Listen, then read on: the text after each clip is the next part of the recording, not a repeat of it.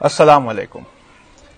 आज अपनी कौम के साथ हमें ऐसा लगता है कि बहुत बुरा हो रहा है, लेकिन जब हम किसी एक बनती तस्वीर का सिर्फ एक हिस्सा देख पाते हैं तो हम पूरी पिक्चर को मिस कर रहे होते हैं और हमें यह अंदाजा नहीं होता कि अगर सही डिसीजन लिए जाएं तो ये तस्वीर कितनी खुशगवार और कितनी खूबसूरत बनकर तैयार होगी। हमें ऐसा लगता है कि आज जो हमारे साथ हो रहा है वैसा आज तक किसी के साथ नहीं हुआ। हमें ऐसा लगता है कि जो हमारे साथ हो रहा है वो सरासर नाइंसाफी है, लेकिन जब हम मुड़कर इतिहास के पन्नों में देखते हैं तो हमें दिखाई देता है कि जिन परिस्थितियों और जिन वाकयातों से हम गुजर रहे हैं, ऐसा हर कौम के मुकद्दर में ऐसा पहले हो चुका है। तो जिंदगी क्या है? किसी ने बड़ा अच्छा जवाब दिया, it's a simple history repeating itself. Story वही होती है, लेकिन किरदार उसमें चेंज होते रहते हैं, कैरेक्टर्स उसमें चेंज होते रहते हैं। अगर आपको यह लगता है कि आपकी नौकरी चली गई तो आप मुड़कर देखिए, हर सेकंड दुनिया में किसी न किसी की नौकरी जा रही है। आने वाले हर सेकंड किसी न किसी की नौकरी जाएगी। आपने कोविड-19 का नाम तो सुना होगा, लेकिन क्या आपने कभी Spanish flu, black death, SARS, MERS इनका नाम सुना है? ये ऐसी ही बीमारियां, ऐसे ही बुखार थे जिनसे हिस्ट्री के पन्ने भरे हुए हैं। तो कौमों और लोगों ने खूब डटकर उसका सामना किया है। एक्सपीरियंस इसे नहीं कहते जो हमारे साथ हो रहा है, एक्सपीरियंस उसे कहते हैं कि जो हमारे साथ हो रहा है उसके बाद हमने अपने साथ क्या किया। तो ऐसा ही एक इतिहास का, हिस्ट्री का किस्सा मैं आज आपको सुनाने यहां आया हूं।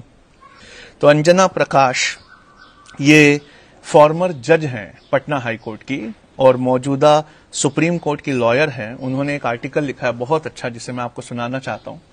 आर्टिकल का टाइटल है when fake news was used for attacking Hindus. Hindus में DOOS है, इसका मतलब होता है एवरी साउथ एशियन। उसे हिंदू कहकर अमेरिका में बुलाया जाता था।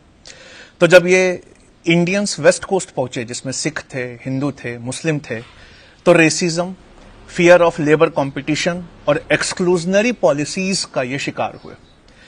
इन हिंदूज को कोई फिजिशियन उनका इलाज नहीं करना चाहता था, कोई यूनियन लीडर नहीं चाहता था कि उसके लेबर का प्रोफेशन इन्हें मिले, इन्हें किसी भी तरह का कामकाज मिले।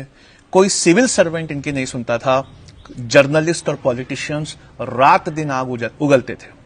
ब्लेन रिव्यू नाम का एक अखबार है जिसने 1907 में लिखा था कि ये जो हिंदू आए हैं साउथ एशिया से, ये अपने साथ दिमाग का बुखार यानी सेरिब्रल मेनिंजाइटिस लेकर आए हैं, इसलिए इनके करीब मत जाया करो, इनसे दूर दूर रहा करो। एक मेथोडिस्ट बिशॉप थे जेम्स मिल थॉबर्न, ये आर्क बिशॉप थे, ये एक चर्च के बहुत बड़े पादरी थे, इंडिया में 30 साल रहकर गए थे। इन्होंने कभी हिंदूज के बारे में कहा था कि Hindu immigration to the coast is responsible for plague, cerebral meningitis and other diseases. ये सारी बीमारियां लेकर आने वाले ये हिंदू हैं।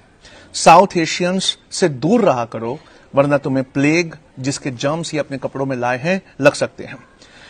तो आज जो भी हमारे साथ हो रहा है, ऐसा इनके साथ हो चुका है। सबसे ज्यादा इसका शिकार जो हुए थे वहां पर हिंदुओं के अलावा वो सिख कम्युनिटी हुई थी। उनके लंबे बाल, लंबी दाढ़ी, टर्बन की वजह से उन्हें खास निशाना बनाया जाता था और इन्हें केस करके इन्हें कोर्ट में खड़ा किया जाता था। एक आर्टिकल है उस जमाने का, Puget Sound American, have we a dusky peril, ये आर्टिकल का नाम है।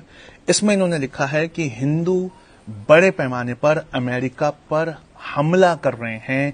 Hindus are invading the American state और वेरी अनडिजायरेबल है, उन्हें यहां नहीं आना चाहिए, क्योंकि जब वो यहां आ रहे हैं तो सिवाय मुश्किलें और परेशानी और बीमारियों, इनके अलावा वो लेकर कुछ और नहीं आते हैं। उसके बाद उन्होंने लिखा, एक और पैसिफिक मंथली मैगजीन में मई 1907 में छपा था कि हिंदुओं का अमेरिका में आना बांध में से थोड़े थोड़े रिश्ते पानी की तरह है, जल्द ही इसको बंद ना किया गया तो पूरा बांध ढहकर यहां बाढ़ आ जाएगी साउथ एशियन इमिग्रेशन की। ऐसा ही एक और अखबार था जिसमें द हिंदू इन्वेजन नाम से आर्टिकल लिखा था और ये हिंदू इन्वेजन नाम से लिखे हुए आर्टिकल में फ्रेडरिक लॉकी, जिन्होंने ये आर्टिकल लिखा था, उन्होंने कहा कि हमें हर तरह से यहां पर साउथ एशियंस का आना रोकना चाहिए। लेकिन वैंकूवर में, क्या आप जानते हैं, पार्टी बनाई गई थी एशियन एक्सक्लूजन लीग, जिसने अपने वोटरों से यह वादा किया था कि अगर आप हमारी मदद करें और हमारी पार्टी जीत कर आएगी तो सबसे पहले हम साउथ एशियंस को यहां से निकालेंगे।